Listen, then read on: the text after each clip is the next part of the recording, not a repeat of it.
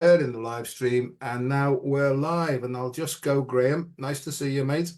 I'll Nice to just go see here you. like this, see if it's come up. Yeah, Come on. it's live. Okay, and then what I'll do then is I'll go here, click down on there like that, and then I'll write a comment. I'll just put at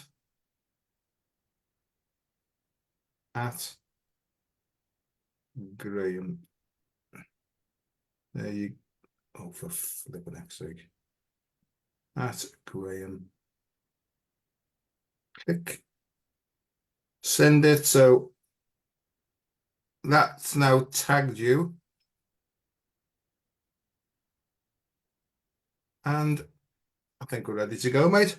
Amazing. Ah, here we go. Right, let me share this to my page. It might give me an option.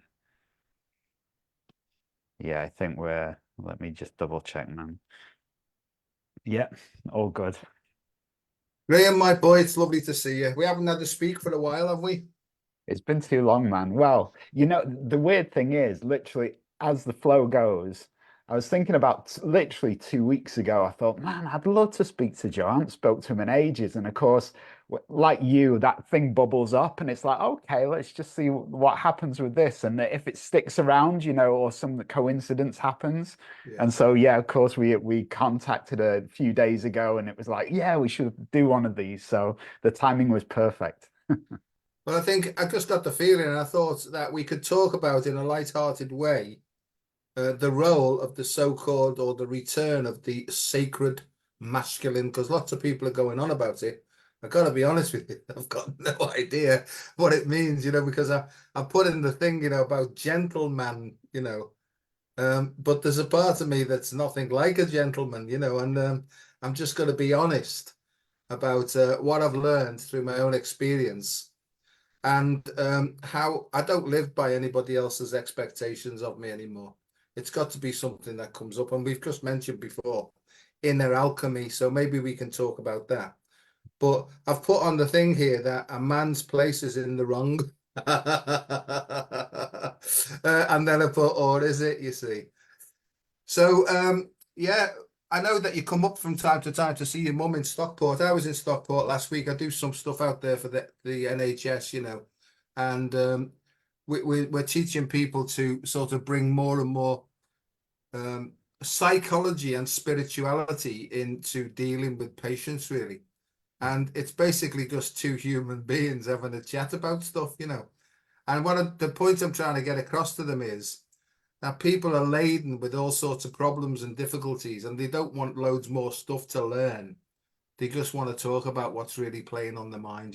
And my expression is, if there's something playing on your mind, best get it off your chest. And that's the sort of message I'm trying to pass through the health services. People just they don't want to be told off or given loads of information that they don't understand. They just want to have a conversation, heart to heart level, with somebody who maybe can help them. I don't know why I've gone on about all that, but what do you think? Whereabouts were you in Stockport? Was it one of the hospitals? No, I was right by Stepping Hill actually, but it was round the corner from Stepping Hill. I can't remember the name of the place. It was what they do is we do courses and we do things in the local community health centres, and stuff like that. Cheap as possible, like in the gym, right, where everything's reverberating and stuff like that. But it's basically helping primary care practitioners, maybe nurses, maybe healthcare assistants and stuff like that, just to sort of talk to people in a different way, rather than dishing out all information and telling them. It's just about asking them what's going on in your life. What's the thing that plays on your mind more than anything else? What's the thoughts or the set of thoughts that keep revolving and stopping you from sleeping and stuff like that? Because my view, Graham, is that if you can help somebody to, even in the slightest way, to overcome those things, then not only does their mood change, but the trust changes. And then they tend to listen then to anything that you've got to say with regard. I mean, most of my stuff's to do with type 2 diabetes and things like that. Mm. Yeah, Ah, so that's what we're interesting. doing. And there's a massive, massive increase in obesity and increase in weight because of the stress and the tension of what's going on in the world now. and maybe we can talk about the global shift in consciousness. Mm. I mean, do you feel, Graham, that things are quickening?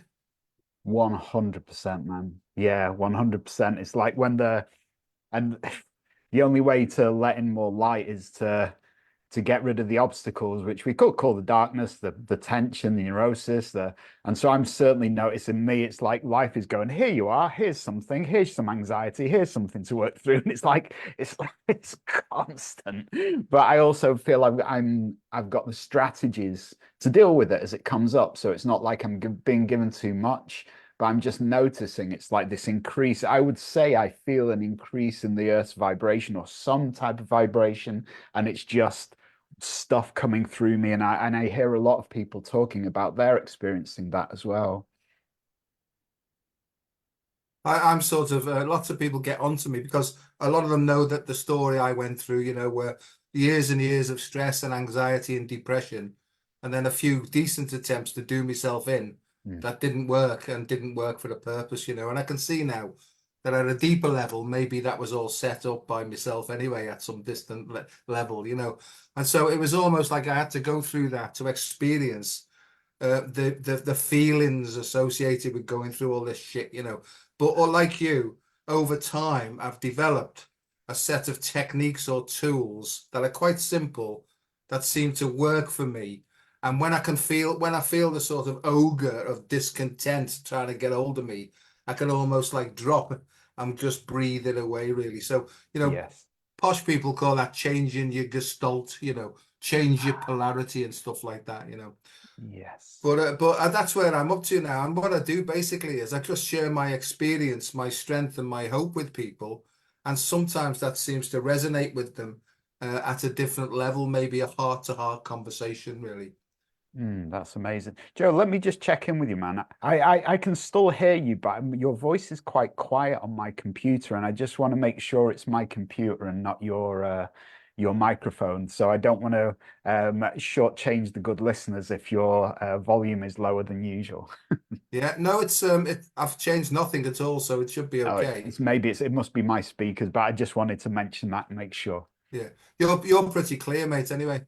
Okay, cool. And you're looking rather handsome, if you don't mind me saying, in your white top there. It's almost like it's a setup, yin yang. You know that one?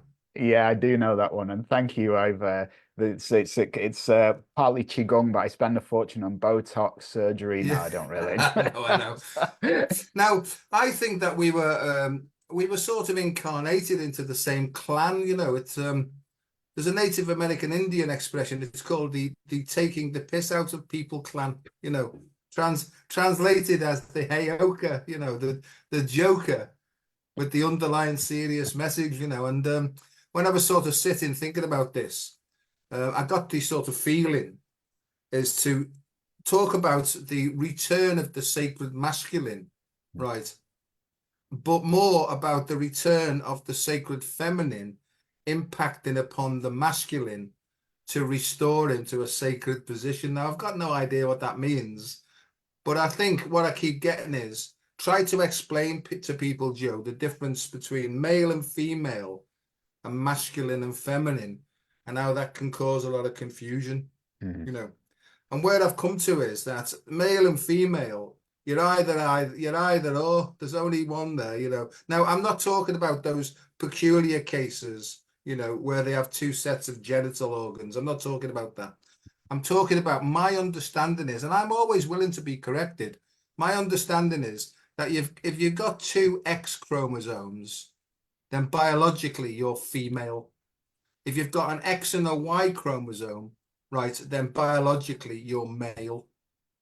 The difficulties arise when we move to the next chakra. So they're really to do with the sexual orientation. It's when we get into the gender and it becomes masculine and feminine, you know. And I'll just say it now is in my understanding and what I've learned so far is each chakra has a masculine or a feminine component, and each soul is born with a particular certain amount at each chakra of masculine and feminine characteristics. That's why we're all different.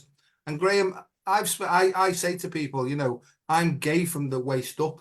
right. And they look and they think I'm, first of all, they think I'm saying politically incorrect things, but I have to explain to them that my bottom half works like a male, but me, no, is masculine, right? And my top half is feminine. Mm, And most of my life is I've been very, very sensitive. I'm very, very feminine inclined, right? mm, I don't know what I'm going on about here, but I think more than anything else is I had to overcome that because I couldn't stand being around roughy, tufty fellas, And so I tended to play with the girls, which got me into a lot of trouble later on in my life. But in my early years, I was more inclined to stick with the girls, right? You have to help me out here because I've got no idea what I'm going on about. But no, I does that get you. resonate in any way with you? Oh, 100%, man. I was the same. I remember my mum saying when I was really young, he noticed how sensitive I was as a child. And I've never got rid of that. I think I remember the first time I heard this kind of pointed to was one of my Tai Chi or Taoist masters. And he said there's two types of students that come and learn Tai Chi with me. The first people, he was a bit of a Hayoka himself. And he'd be like, first is the hippy drippy hairy fairy. And he said that like that or like the sensitive. So their heart chakra upwards is fine. Loads of sensitivity. And he said when they first learn Tai Chi, they've got energy awareness from day one, generally.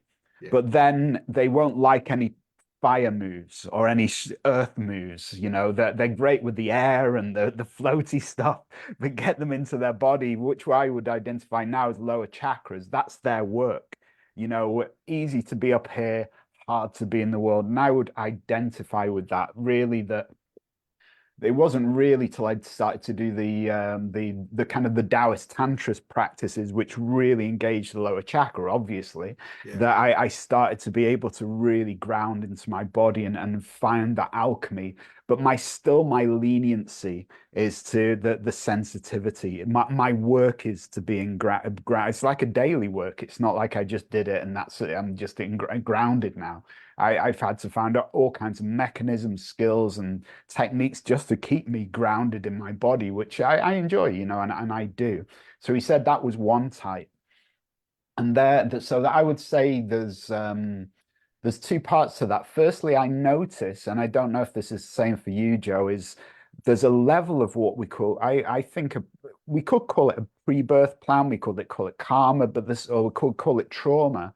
But a lot of the beings that identify as quite sensitive, I've noticed a lot of them have ADHD, ADD as well, which is really, I'm starting to see this thread constantly. And I think it was Gabor Mate says he believes that's a trauma response to sensitive souls who come into the earth basically and have the growing up experience through bullying and this kind of harsh environment for a soul. And then he said then there's the second type. These are um very grounded human beings. And you could call it what we're talking about already. Lower chakras are fine, great maybe at business, great at being in the world, basic logic, all this kind of stuff, great being in the body. But he said they won't really feel much energy for a while when they do Tai Chi because the sensitivity isn't there. So their work will be they'll be happy punching and kicking all day long and working with fire and earth energy. But he said, do what cloud hands or something, and they just feel, this feels, all kind of airy fairy and floaty. So he said their job is actually to open the higher chakras. So they're already embodied.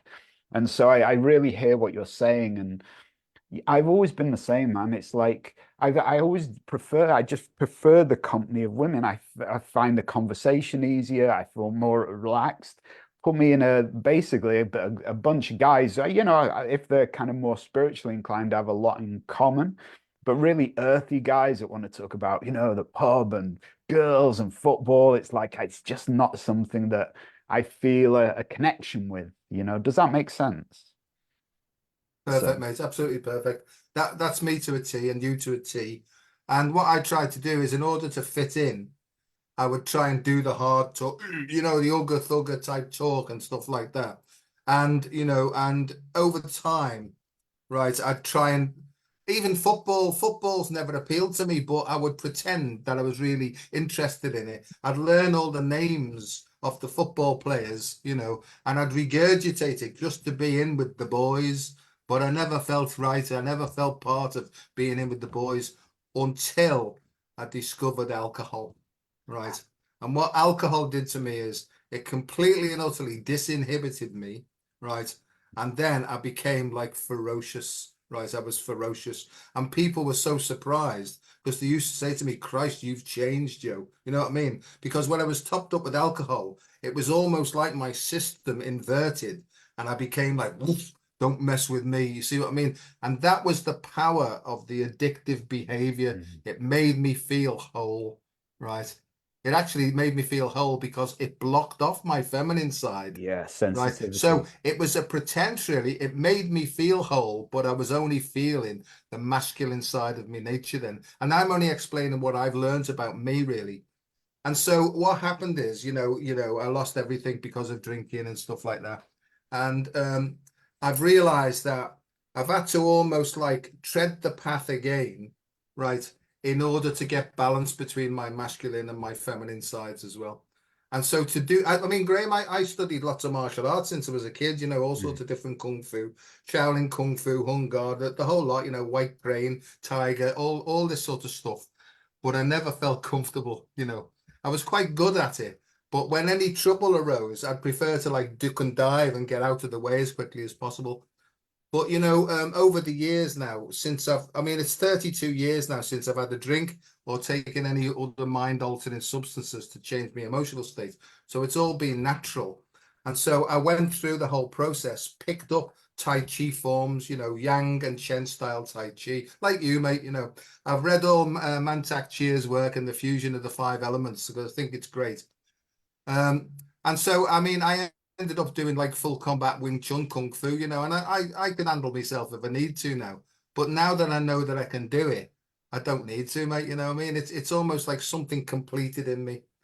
So I agree with you. And I think I don't know what I'm trying to say really, other than if there's anybody watching, right, any males or females, I think that we're going through a great big shift in consciousness now where anything that we've pretended to be won't wash anymore. In fact, it will be washed away until we see and we own, right, what's maybe deficient in us. I mean, I never know what I'm going to say on these things. So we need to work with people, right, who's maybe been a little bit further along the path, right, who can guide us, not tell us what to do, but guide us back to our intuition to take action that we need to realign and regain balance. Over Mm. to you, mate. Yeah, I was just kind of contemplating and what my journey has been.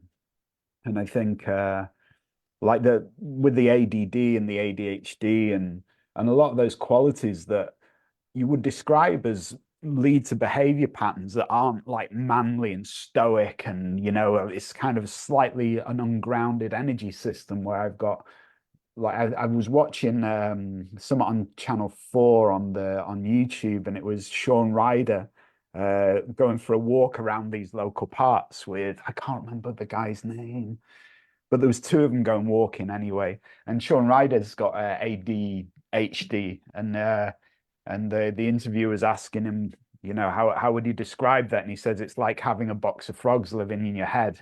And it's like, yes, all right, totally get that. And I think my journey around that is I think it like in the way that you use drink to kind of to numb out. I think I used a lot of martial arts, like used to weight, so it looked like I was quite fierce, Yeah. like, but I would never want to hurt anyone. So, but luckily, I was kind of somehow I had a swagger, something about the way I had my posture that kind of gave me a manliness. And I wonder if that was a defense mechanism just to kind of keep people away or just make it look like, especially with the martial arts, like I could handle myself. But I wouldn't hurt fly. I remember at school, I was sat in a playground one day, and this is probably at junior school. One of my first memories is seeing a bee on the playground looking like it was dying and putting it on a leaf and carrying it to a flower. And it was like, so I was never wired that way. But I think one of the I've been on a constant battle with that, like trying to figure it out, quite trying to figure out why I never got deeply in touch with my rage and my anger. And so I don't know if that you would call that masculine quality, but certainly like that fire energy. And then what I notice is that within me, that rage, partly again, probably with the ADHD, is kind of always there, but it seems so intense that to get in touch with that, I don't think would be a healthy thing for me personally. So I find that it's interesting in Taoism that and that both poles are masculine and feminine, and as you're describing the yin and yang, but the sometimes the still calm center is described as the masculine, because that has the rationality, the taking a breath and pausing and feeling and being still. But again, as we describe this, it's not necessarily that that's man and the other's woman, because we both have the yin yang polarities within the body. And really in Taoism and all the mystical paths, it's about how do we unify that energy within ourselves, the head and the heart, so they're in harmony, the stillness and the movement. Stillness is the you could call that the yang, the still calm center, and the movement is Shakti, or action or energy, which is the energy of life, which is sometimes described as the feminine or the Shakti. But of course, we both have those things. So I think my connection with what's helped me with my intense Shakti energy, that intense emotional feeling I get, and its intense movement of thoughts, has been to firstly ground myself through strengthening my base chakra, or what I would call the base chakra, my root chakra, literally rooting myself into my body, into the earth, but also the ability to find that still calm center, so that the intensity of my mind and emotional body doesn't pull me off center into the intensity of emotions I often feel. There's been like meditation retreats where I'm helping hold space at the front or something, and we go through more of a shamanic retreat, and people go, "Wow, you're so still. We just watch you in the night, and you're just still." And it's like I literally have no choice. It's that or chaos for me. So I've had to just train myself to sit in the quality of the stillness, and I love that in relation to the mystical paths as well, because you have Shiva and Shakti.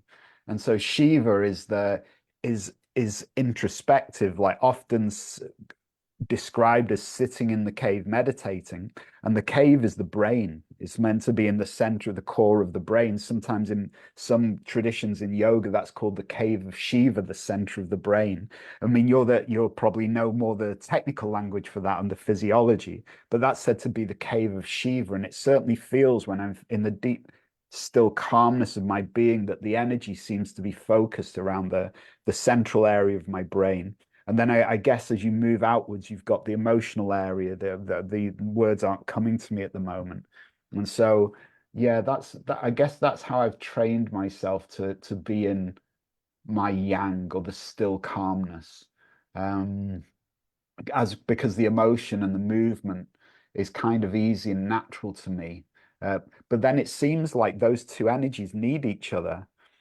Like, and I also I sometimes feel that there's some spiritual paths in the West that they go too into the Shiva, like just the I am, or the I am consciousness, or still calm awareness. And I think there's of course that's an aspect of it. But then when I tried to do that for a couple of years, it made me feel worse, because I was discounting my Shakti, which is my heart quality, my love, my almost my dualistic aspect. So there's the wave and the ocean, both are dependent on each other. And so yeah, I think that's been my journey, man. Just connecting with stillness, and noticing how when I'm in my stillness, that seems to calm the emotional body and calm the mind. And what we were saying at the beginning about having techniques to be able to explore that, I hear what you were saying. I think using the breath to be able to down regulate and pass that energy of that Shakti through the body. And my learned technique is tends to be mantra. So that mantra means mind focus or mind protection. So I tend to almost constantly I have a mantra, a japa practice going in my mind constantly because it keeps everything calm and keeps everything focused. So yeah, that's how I don't know if there's anything within that that inspires your thinking, but Yeah, that's yeah, pretty much it. definitely, mate. And I have a different way of looking at it. I think we have yin and yang, and I think there's a 0 point in the middle. I think where they both interact with one another in a pure. I mean, you see that infinity symbol like that, which is constantly because everything's moving all the time. But generally speaking, we're in a state of accentuated antagonism where the yin and the yang are just knocking shit out of each other to various degrees. And I think in order to get them to balance, we can't jump from one side to the other because that's trying to balance it out from within the ego mind. This is the way I look at it. So we've got to come away from that. And I think that the heart sometimes is misunderstood because at one level, the heart's associated with emotions, right? And not stillness, right? And I think that there's a place where we can open the gates of the heart and we can actually sink deeper in that. And I think it's by completely letting go, absolutely, right, that we find that stillness. So there's no trying involved. It's just total surrender. Like we get to a point where our heads can't work it out. So I'm just going to breathe now and allow my natural breath to come and go by itself. And I think that's the still point, really. There's always an undulation, but there's no sort of fluctuation. I've got no idea what I'm saying here. I'll have to play this back. Sounds Sounds quite great. good. But so there's a sort of a wave up and down, but there's no back and forward like that, really. So to me, that still point is the 13th, right, sign of the zodiac, right? This is what I've come to understand for where I'm at. I think that the potential of a full human being, there's actually 12 aspects, 12 frequencies, 12 portals, 12 aspects of consciousness that represent a whole human being. But in order to get to that, you don't have to go into it. It's like the disciples squabbling with each other all the time. I think the 13th represents the Christ. And I'm not talking religion here. I'm talking about the master. And I think what I'm here for, Graeme, is I'm here to improve my self-mastery skills. And that simply just means to be okay with me. Right. End of story. To be okay with me, not to take the bait, not to get into any fights, to be able to fight if I need to defend myself, right? Because I think sometimes sending out love while someone's beaten over the head with the big stick, right? There's maybe because sometimes we need to punch with love. That's my feeling, and I know now through my practice, and I'm always learning, mate. I know that there's something in there that could come up and look after me if need be. And I mean, I don't know, mate. I mean, I feel guided by the way I feel things is I've been guided by the sacred feminine energy all my life. Because even from a very early age, I used to get visions of this like mystical Arabian type princess. You know what I mean? With those, and every time she appeared, I just got a feeling of total peacefulness. And I think it's that energy that guides me. And I don't go too much in trying to work it out, or that'll be Mary Magdalene or the mother, or I'm not bothered about that. All I'm trying to do is follow what feels correct, really. And that's what I go with, mate.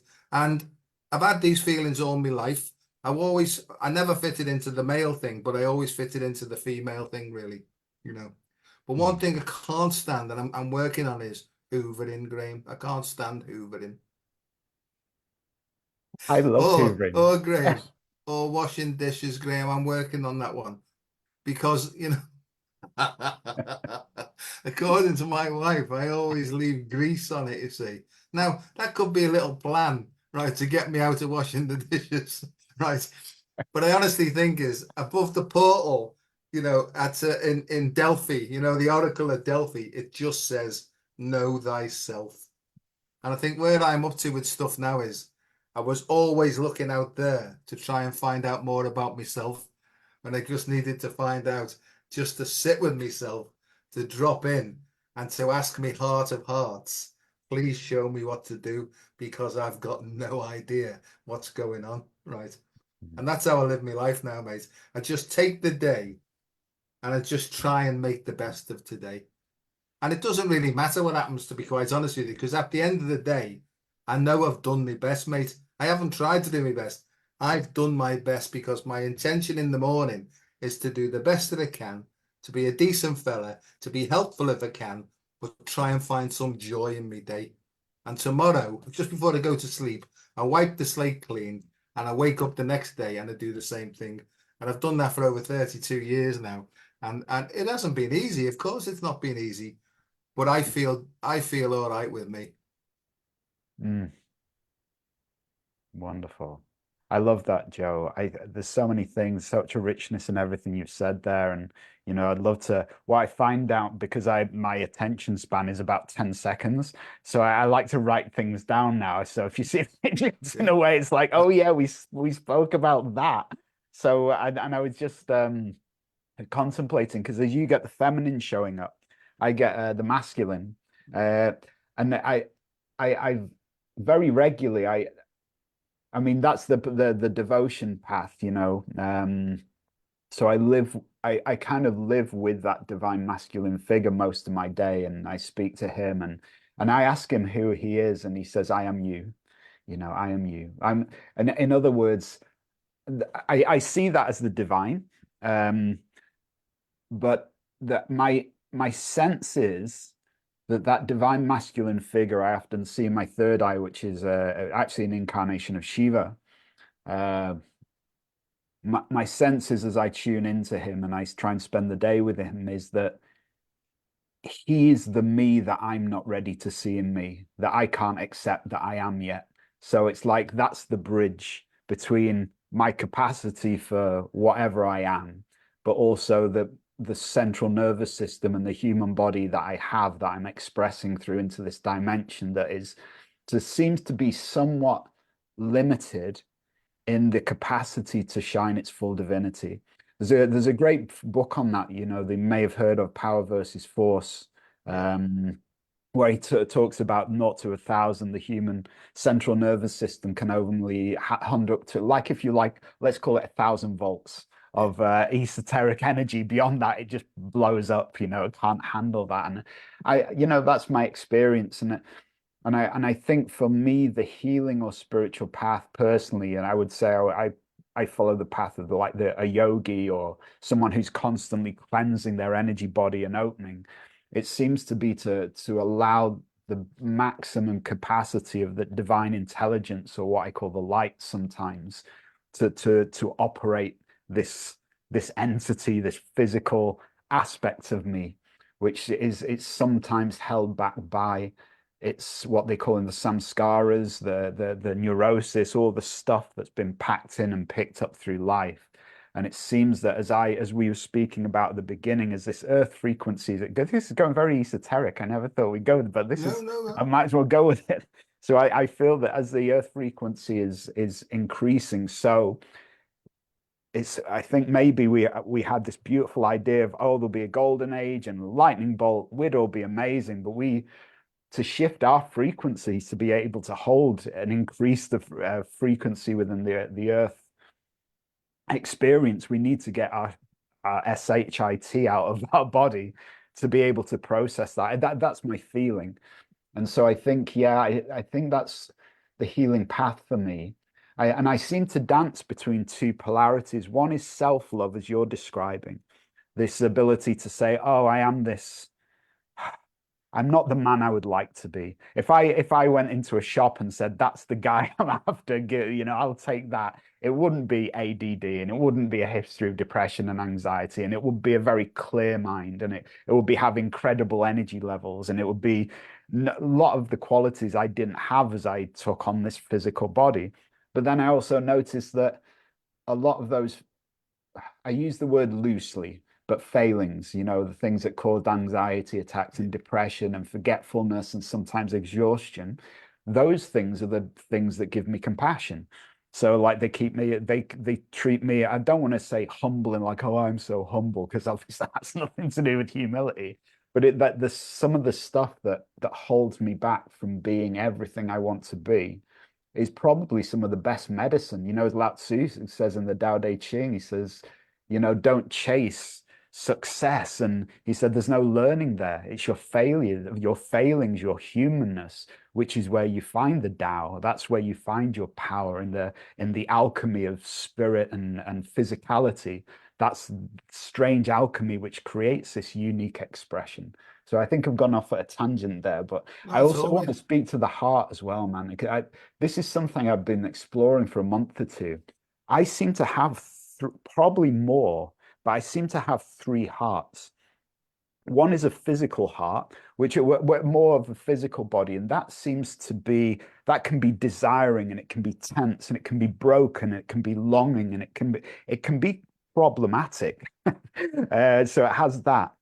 And then behind that, I will call the heart chakra, this energetic heart, which has a more of a, it's almost like it's the soul's heart or the energy heart.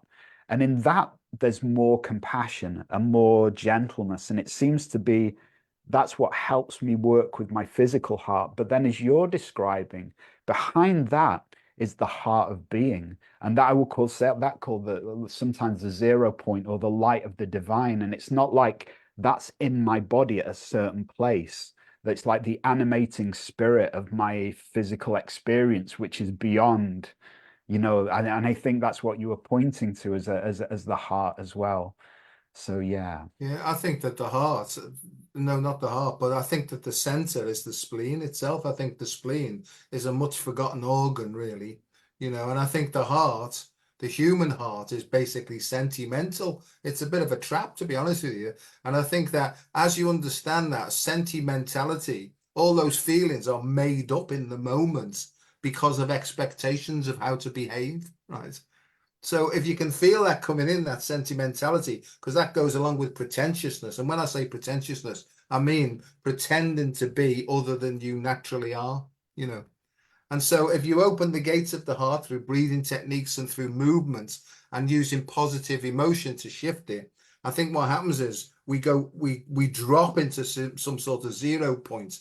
And in my 0 points, I've got like Yoda, he's sitting at a well, like the font of all knowledge, and he's Wow. sitting there. And I have this chat with him. I'm say, "How you doing, Yod?" You know what I mean? And he say, "I'm doing all right. Thanks. What you want?" And I sit there in this meditation or whatever. This is just the way I do it. And I say, "Well, Amazing. I'm a bit stuck here. I'm not quite sure what to do." And he'll say, "Well, give us the options then, right?" And I say, "I'll talk out both sides." And then because he won't tell me what to do, he'll guide me to making my own decisions. And this is the deeper aspect of me, and I think it's just called intuition. And I think through nefarious reasons, we've been guided away from our intuition because I think people who get to know themselves are less easily controlled. So there's another agenda going on there as well. But I think once you can stand on your own 2 feet in a grounded way and say, no, I'm sorry, I just need more time to think about that. Ooh, don't try and push me now. As I've said, right, I want more time to think about that. Thank you. And that's where I've come to, Graham, because I couldn't say no, mate. I couldn't say no because all these thoughts are coming. First of all, I can't say no to this person because they represent authority. And I've been programmed to respect authority, right? I don't anymore. Don't tell anybody, but I don't, you know what I mean? And the other thing is, what will they think of me if I say no? So there was all these programs running in me that were basically guiding my actions. And what happens to me now is, and this is the thing I've learned, if I'm feeling emotionally disturbed, there's something out of alignment within me emotionally that needs to be realigned, right? And it'll be fear, mate. It'll be fear that's causing me to go on the defensive because my ego's threatened. And that's what I look out for now. It's not to say that I welcome the emotional disturbance, but I know that when I take the action to realign it, right, and sort of grow a bit more, really. And that's where I'm up to. I don't know whether that makes any sense, but it's almost like most of the time I'm relatively cool, calm, and collected. But every now and then the universe has a bit of fun where it smacks me on the blind side. You know what I mean? Now, before Graham, when I got that emotional disturbance, the first thought that came into my head was go and get pissed. Right. I haven't got that luxury anymore, mate. You know what I mean? Mm. I So think that's where it. I'm up to. It's a sort of it's to be able to surrender, to breathe in a certain way, and to feel when I'm in that still point, and then to ask the question of this sort of deeper, possibly higher part of me. And it doesn't look like anything anymore. I haven't even got a picture on my head. I certainly don't follow any instructions from any books or anything like that. I just trust the feelings that emerge from me. Mm. It's interesting that when you spoke about the intuition thing, and I sometimes wonder, is it conscious? Is it unconscious? This constant distraction that we face in this dimension towards noise and busyness. It's like electronic devices, television, like information, and it's like this, we're just bombarded with everything that turns us away from our internal knowing. And I, I was meditating on this once, and I was kind of getting this. It was one of the many books I wanted to write, and then it dries up after the first chapter. It's like, okay, like so, like one of those. And this book that was downloading was all about it was showing me the the internal operating system of the Garden of Eden, you know, and it was saying almost like, and it kind of, I read about this Garden of Eden idea. Now, there's different philosophies of this about like an Anunnaki creating us in the Garden of Eden. There's loads, but I'm just share what I was shown or felt to be true. And so for me, the Garden of Eden is a symbolic explanation of a state of surrender, an absolute surrender where everything is provided for you, like as Christ kind of talks about, if the Bible is true, whatever, but the birds of the air get looked after, all this kind of stuff. You don't have to store and toil, and you don't have to stress. You'll be looked after if you can just surrender. And I think that's a state of consciousness called the Garden of Eden, where everything is just given unto us. We're in surrender, we're in this loving consciousness. And I think there's a potential for that. I think that's what I notice. These challenges that come in my life, whether they're financial, whether they're health, whatever they always end up taking me into a deeper surrender, a deeper letting go. And in the deeper letting go, it's like, oh, I'm being looked after. Stop stressing. But I have to go through some kind of stress and trauma and fighting against life. And then another part is removed. And then in the story of the Garden of Eden, the idea is we digest knowledge of good and evil. Now, to me, no one thinks they're evil. So therefore, I'm good and they're evil, and it's a way of keeping us fighting amongst ourselves, the good and the evil and the righteous and and it's just this huge mess, and of disconnection. And it says that we take on this knowledge of duality, good and evil. And then it says we clothe ourselves in what I would call energy patterns, something that compresses our creativity, and it calls it shame and guilt. So it says we go out into a loveless world, cloaked in shame and guilt, where we just have to toil and struggle because we're not connected to this intuitive guidance system anymore. We're shame, we're guilt, we're fighting amongst each other. And it says that's outside of the Garden of Eden. And what I was writing this book around was the whole thing is realizing we actually never left. We were this apple put us to sleep, like the poison apple. It put us into this sleep of unconsciousness. And all we need to do is wake up from this dream of good and evil, and of course I'm good, everyone else is evil, and the shame and guilt and all the kind of stuff we've clothed ourselves in, and then we come back to what you're describing as that unified, I call it the unified field or the field of love, where I think we're being operated by what we could call the higher self, the divine self, the light. And so we're born again of the light. So we have an operating system that's guiding us through life. And the weird thing is kind of just remembering the original thing that we were talking about, the masculinity thing. It's like in that place, I'm not thinking how am I meant to be a man? What is it to be a man, and it's like that's not who I am anyway. That's a system through which this body consciousness, that's a system through which my soul self can just operate in the world. So it's like I'm not trying to find as you're describing, and Rumi said, I stopped following the stars and the books, and I started to listen to the dictates of my soul. And so I think that's when this borning again of the light, the enlightenment, it's realizing that we have this Garden of Eden surrendered, intuitive way of guiding ourselves through life, and the healing is the letting go of the sleep of the poison apple. So yeah, that got a bit deep, man. No. It's I love it because I think the obstructions it's called epigenetic blocks, right? It's epigenetics. That's like I see a cloak, right? That's a sort of obstructive cloak. If you look at it's called a klipoth in Kabbalistic sort of things, but it's basically a shroud that we're covered in. And we think that we've got to like do hard things and this, that, and the other, when really we just have to sit and almost like say to our intuition, show me what you want me to work on next, right? And it'll give you, so rather than listening to some sort of personal coach or whatever, I'm not knocking external stuff, because I listen to everything. And if I put it in my heart and it goes ding, that's something for me to pay attention to. But I used to read, I mean, like you, I've read loads and loads and loads of different books, on biology, anatomy, physiology, spirituality, and all that sort of stuff. Gone through all that.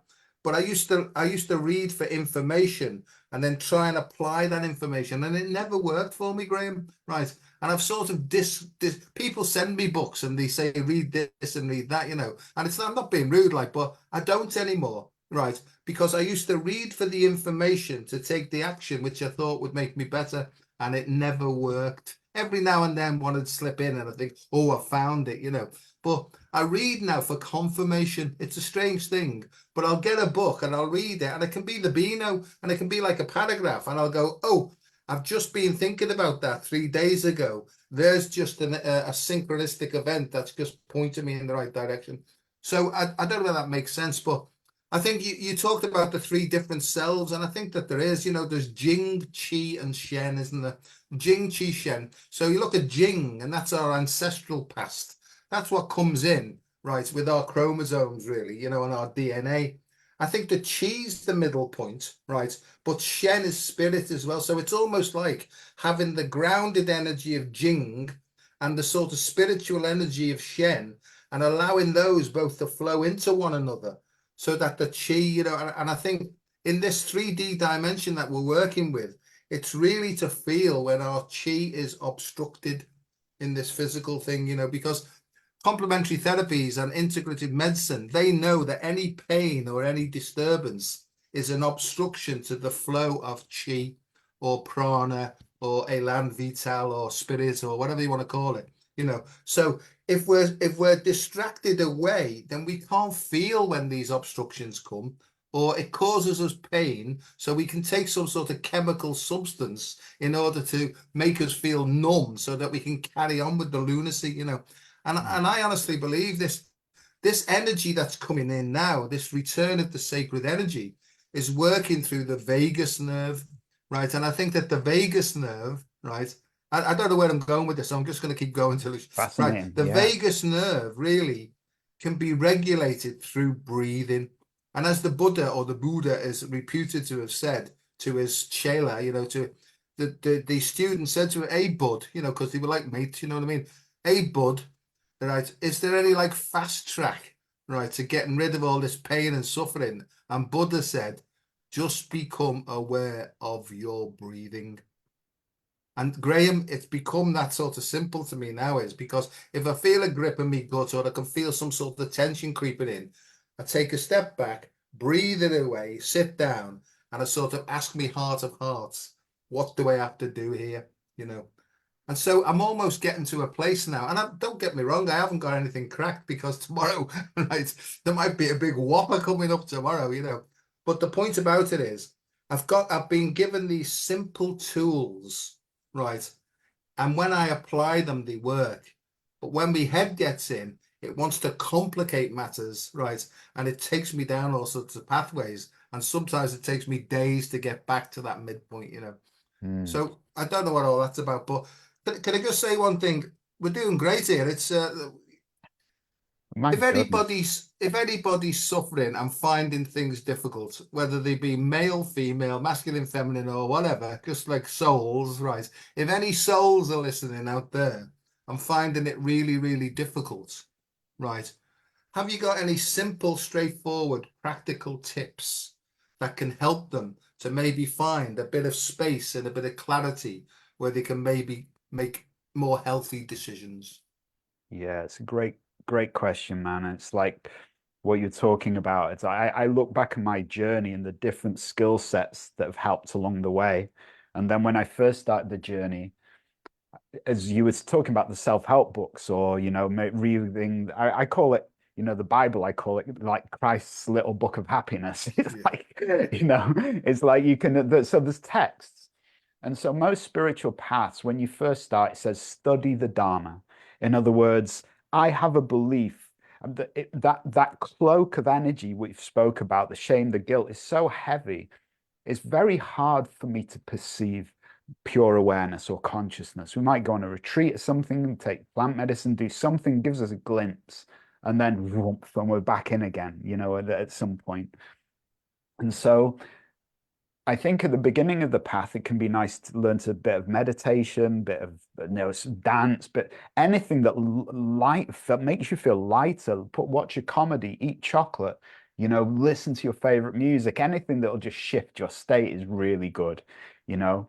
But I think we go from learning the Dharma. Now, interesting Dharma, one of the translations to that is the way. It just means the way, which of course the Tao means the way. Christ was a follower of the way. The original word for Hindu is Santana Dharma, the eternal way. So there's this realization that there's this way of things that we're trying to work our way into. And so the things that help us along the path seem to shift as we start to release our neurosis, release that heaviness in our being. So there might not be one particular technique. So I would say first, can you do something tonight to make you feel good? Go back to bed for 2 hours. Go and sit in the sunshine. Go and phone a friend. Where is your heart saying, yeah, tonight this small thing will bring a bit more happiness into my life? Two questions. Can I do something right now to be happy? If I ask myself that, no, in this moment, I'm happy. I have a great conversation with my mate and like it's all flowing. So, but maybe if I wasn't feeling great, maybe I could just change the way I'm sat. Maybe I could just look out the window at a cloud. Maybe so that's the beginning. And so, but becoming the Dharma or becoming one with the way, Christ says, I am the way, I am the so. So it's this powerful statement. Then eventually we start to, I think, generate a field of awareness and consciousness, whether that's through the breath, for me, through mantra, through present moment awareness, where the consciousness is strong enough, sharp enough, has enough chi in it to be able to start to turn up to whatever the sadness, the fear. Lao Tzu in the Tao Te Ching says it's beautiful. He says the sage is like the forces of nature, the Tao. He says, in nature, when it's raining, it's just raining. When the sun is shining, the sun is shining. When the storm is there, there's just a storm. And so the weather is one with whatever's happening. He said, so is the sage. Sadness, joy, sorrow, anger, fear, it's all just allowed to exist. Yeah. There's no resistance. But I think it takes a little while to generate whatever practice we use to generate enough of a still calm center to experience and transmute those heavier energy states. As you're describing it, it's kind of like that. Or sometimes, some big thing might come and really rattle us. But also I think there starts to become more an awareness of that, of, oh, this is okay. I'm shaking with anxiety, and I have been for 2 days, but I realize I'm in my center. This will pass. And so there's an awareness of that. So I know I've not given you one particular answer to that, Joe. And I know from your path, it's hard, isn't it? Because if I just say one thing, it's like we try and do this one thing, it doesn't work for us. But I would say, I don't believe you're meant to be suffering. And so the Buddha's only question was, how do I not suffer? And if I can figure that out, can I just teach everyone else to not suffer? So he went on a process. So you're allowed to be happy. You're you're meant to be experiencing peace, joyfulness, love. That's your birthright. So what we're learning to do, I believe, is as Rumi says, we've not come here to search for love because we already have that. We already all are that. So the spiritual path is how, even just for tonight, can I remove some of the barriers to the receiving or experiencing of that love, of that beauty, of that light? How can I find that? So we're not approaching a spiritual path from, I'm a bad sinner and I need to atone and appease this cosmic tyrant. If that's the fuel, if that's the center, then there's gonna just more problems. So yeah, so I would say, just figure out how to be a bit more peaceful, a bit more happy tonight, and do that as your spiritual practice. I would say that's a good starting point. No, I agree, mate. And I think most of us are being programmed away from who we really are, and a lot of that happened, believe it or not, within the first 7 years of our life, mostly between 2 and 5 years of age, when we're really given ideas on how to live by other people who don't really know who we are, and and people are more and more waking up to that now. And my feeling is if you can just sit with yourself, find a bit of quiet time, stick your hand on your heart like that, and just start breathing a gentle, warm, caring type feeling for yourself. It's almost like a snuggly type feeling. And if you get that feeling and you can just start to imagine that you're just breathing in and out of your heart. I use a little mantra myself, and it's breathe in the light, breathe out the shite, right? Because that's who I am, Graham, and I'm all right with that. And I've had all sorts of people, especially in the professional academic environment, say you can't use that word, right? And then I use another word then beginning with F, but that's another story. But the point I'm trying to make is it's a feeling, right? So think of something that makes you really happy, really genuinely, healthily happy. And when you've used that thought and it's brought the feeling with it, you can get shut of the thought then. Just breathe that feeling in and out. And sometimes if you practice it, you can almost like feel your heart melting, and sometimes you can just drop them, your shoulders drop, and you may find yourself in a sort of deeper, more sort of intelligent place, I would say. It's like your innate intelligence, and that's what happened to me. I was shown these simple techniques. It took me back to my childhood. It reminded me of what I naturally got lost in. And mine was Spirograph, Graham. Remember Etch-a-Sketch and Spirograph? Totally. I could be given that for years and years, and I could be hours and hours and hours just doing all these things, and that's what I was naturally, before I was clobbered by everybody else's ideas, right? They're the things, and it's almost like taking me back to that. I also used to like dancing and mucking around and stuff, so there would be something is just be open-minded about it. If you're listening in, give it a bash, got nothing to lose.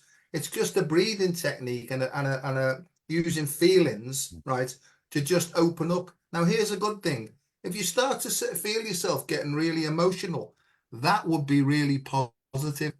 But if you want to be macho about it, whether you're a male or a female, and you close your throat and you push it down again, then you'll be on that never-ending loop of emotions trying to come up, pushing them back down again. So if you start to feel emotional, right, and you start to maybe want to cry, or you feel all feelings, just sit with them and watch them and breathe them away.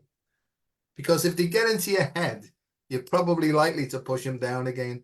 But if you can breathe them away from there, like Tai Chi move, if you can breathe them away from there with an open and flowing throat, you've got more chance of then of seeing what that's all about. So that would be something. And the other thing is moving with feeling, with that open and flowing feeling. Put on some of the music that you love. I mean, people used to think, when I do running, I have my headphones on, and people like used to think, oh, he's like a spiritual fella in. I wonder if he's listening to like and chants and all that. I wasn't. It was like, Tiesto and trance music from Euphoria, right?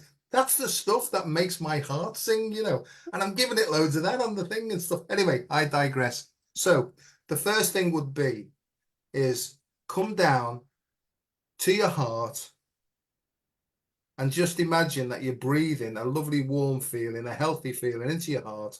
And it goes like this. In, 2, 3, 4, 5. Out, 2, 3, 4, 5. Now, if you can do that for 10 minutes, right, 3 times a day, I swear to you, your life will change for the better. It's so simple. And then it will almost feel as though your intuition will guide you to the next step then.